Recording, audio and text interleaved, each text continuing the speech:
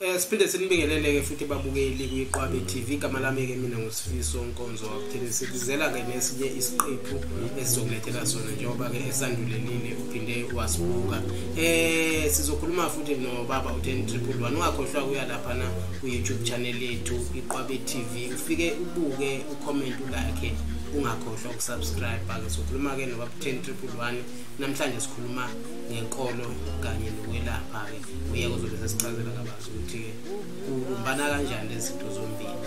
awusibuke.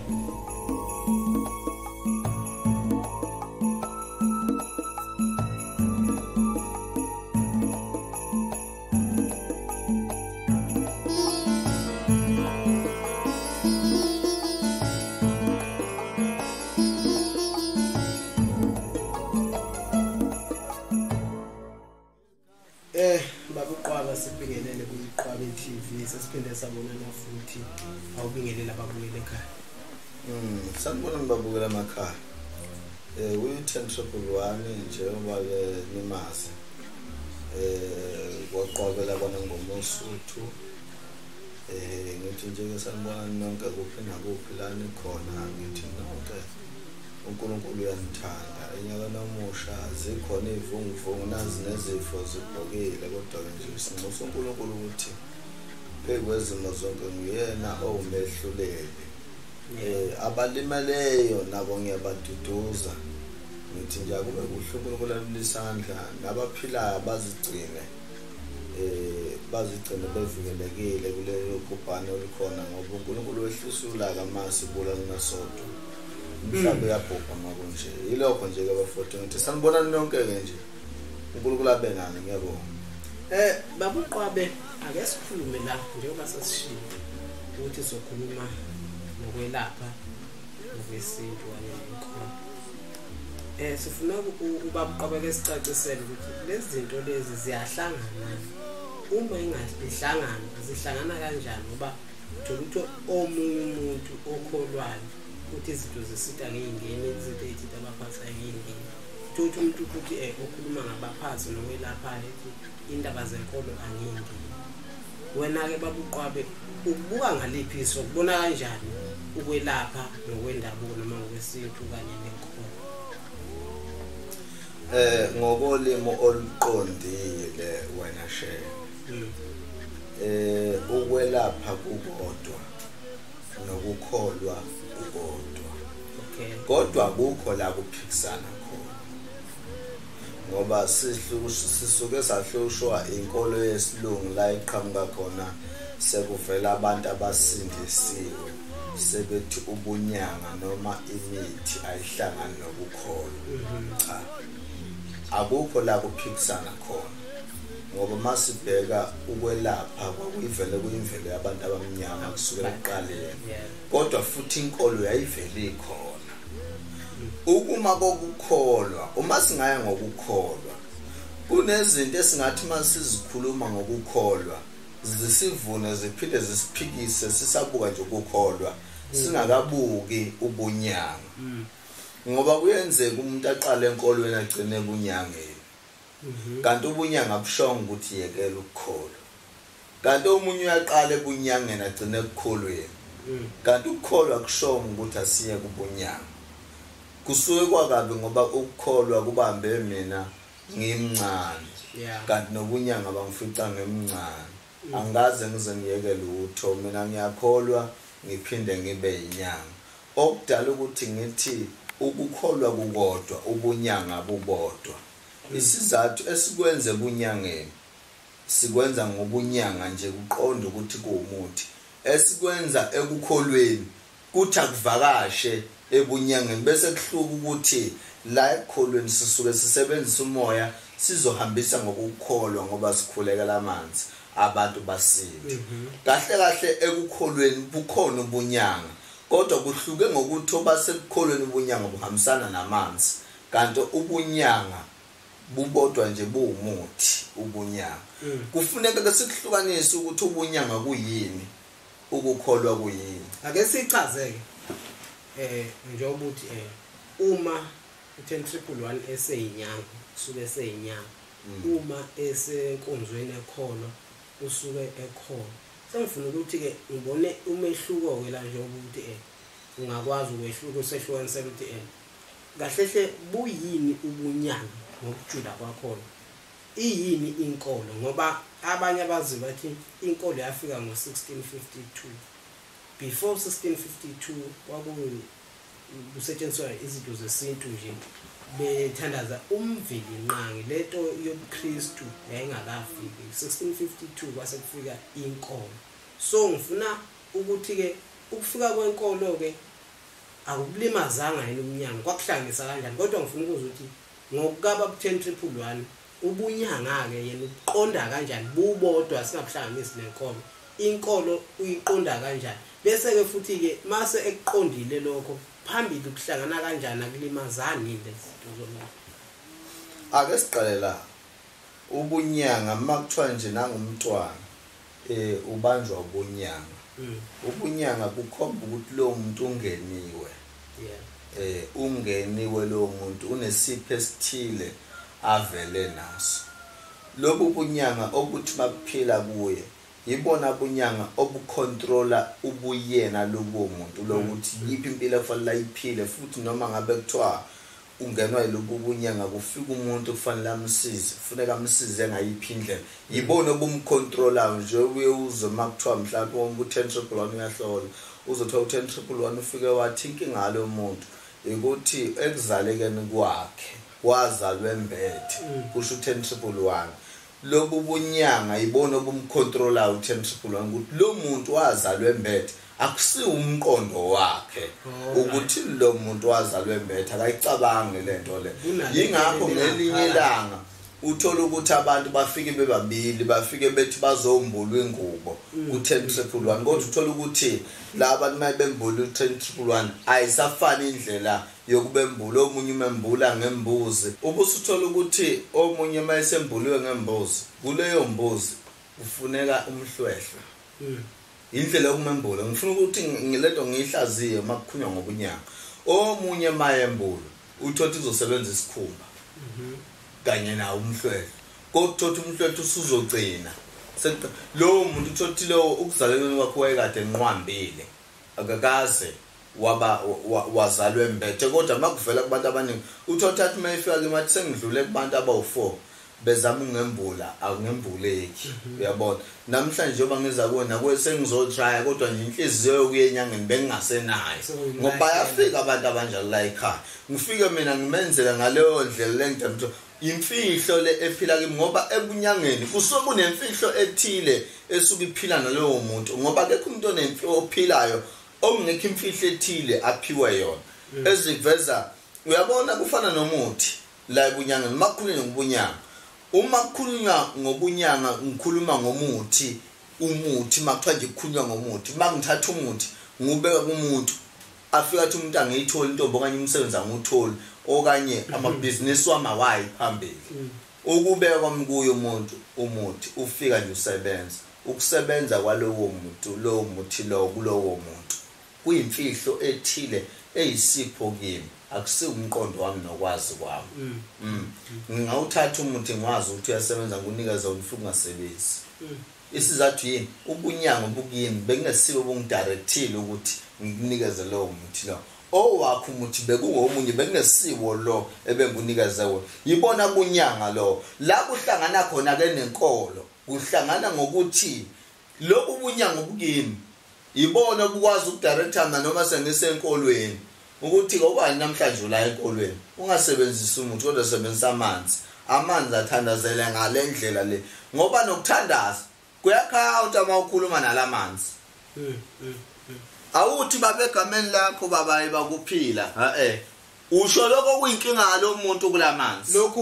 okusibiza ekuthenini ukuthi amanzi athandazelwe u1011 ngeke efane nathandazelwe engingazalwanga nobunyanga engingaphiwe ibunyanga injalo noma sisesontweni ngiyaqeqe kule iBhayibheli ngiqede njengosifiso obuthelezi kodwa uthola angiziphiwanga isiphiwo sobunyanga ukuthi ngilapha umuntu kodwa uqeqe kule iBhayibheli uphinde uthandazele amanzi emelapha umuntu ngoba uyabona nje lento oyikhulumayo iya egameni elithi ubunyanga bukhona kanti bukhona nasekholweni uyayizwa mse ngisho lingakho ngithi ubunyanga bubodwa ngoba ubunyanga buhambisana nomuthi nenkolo iyodwa ngoba sisuke singasakholwa emthini kodwa sisuke sesibuka uNkulunkulu kodwa egcineni bese thina ngokwemvelaphi yethu kumele sizazi ukuthi sibuyaphi bese singabe sesibheka iBhayibheli kuphela ngoba iBhayibheli alibuye libeke phezulu komuntu bese umuntu uyasinda uyayizwa msonto le mina like ngilapha amabhunu la amakhalati nabantu abamnyama namandiya ayafika khona la ekhaya zibuzeke ukuthi wayi ngoba labantu isikhathi esiningi abantu bazi ukuthi inyanga umlungu akayihambi inyanga yabo afika la ekhaya amabhunu athi lehlelwe zinkomo ngifike ngisuswe la ekhaya ngemoto ngizonda ngemoto la ngifike ngiyola eplaza umlungu zibuye izinkomo yini labantu bangahambi bothandazela ngamaBhayibheli lapho ngoba bakhona belungu abakholwayo isizathu ubunyanga buyangena la kukholweni kodwa bungena kancane ngoba umuthi uyusutha ukuthi umuntu uyongena nawe kulo noma bungena kakhulu mamngena kodwa abantu abaningi abangamakholwa mhlawumbe ngenza ukuthi bakufihla lemfihlo yobunyanga obukhona bokwelapha ngokwenkolo bayakufihla uyabona nje mangingathiwa ngichaza umlando ngempela umlando wangempela ngelinye ilanga kunomkhulu okuthiwa uJohn wakuthelezi wayezwa kakhulu umoya kakhulu ngoba kufuneka singafihla amandla abantu noma bayaphila noma basekho amandla abantu singafihla nami ngakhuleka uye uma ngiqala ukwehlela umoya mina wehlele ezandleni zakhe lo muntu engikhuluma ngayo ubekwazi ukubona umuntu ophethe into efihlekile lo yamuntu loya kwakwathi umnyama meshumayela ethi idlozi alikho idlozi umbhedo afika wathi wo akame kancane lo mama akakhumula ingubo impulampula akayiphenya azavezela wasabathu uyathithizela lo ngothiwa ayiphenya impulampula hamba umphenye kwafika ethi isiphandla sifakela kodwa uthi idlozi alikho esani isiphandla la ngoba isiphandla sihlala la so akufuneka sibadukise abantu ngokwenkolo inkolo iyodwa kodwa egcineni umuntu akazazi ukuthi uvelaphi yingakho ngithi inkolo iyodwa ubunyanga bubodwa kodwa kukhona la okufike kuxhumane khona ngoba umuntu ufuneka yazi imvelaphi yakhe ukuthi ubuya kuphi uke wakhuluma indaba ejulile mawuthi inkolo ifike 1652 umini ifika 1652 inkolo uma ingena ngabelungu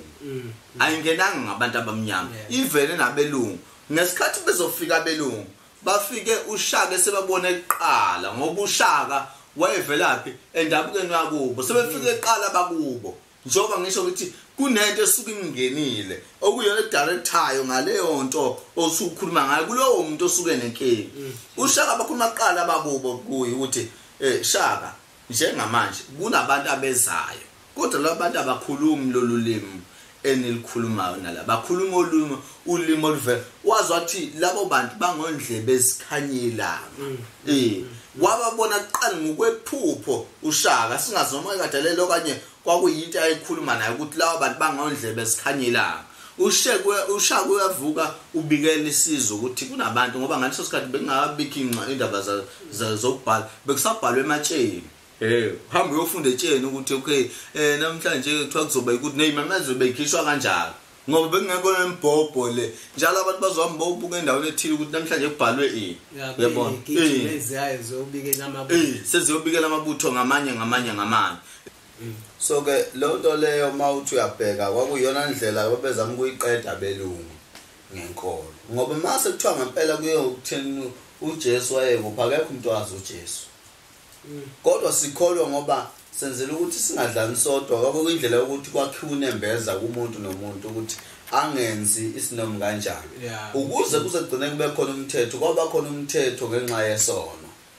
ingakho ke namhlanje kukhona inkolo manje abantu abaningi bayithatha inkolo bese beyithatha beyibekele ekhanda bakhohlwe imvelaphi yabo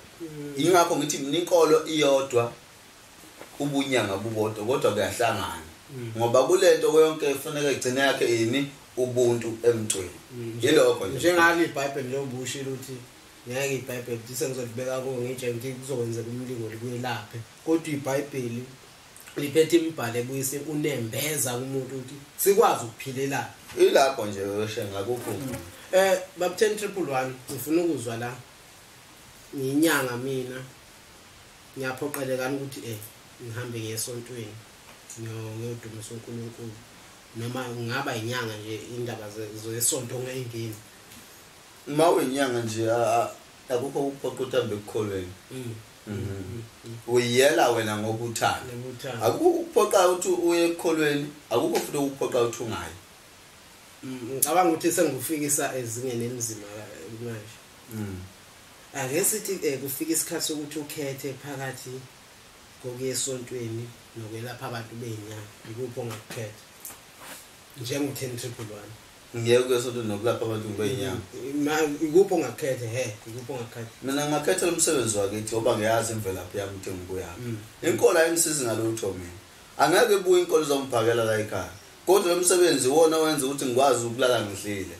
nabantwana babantu ngikwazi ukubalalisa bedlile ngoba kunabantu namhlanje abangama ngo-10-111 besho ukuthi silala dlile because of him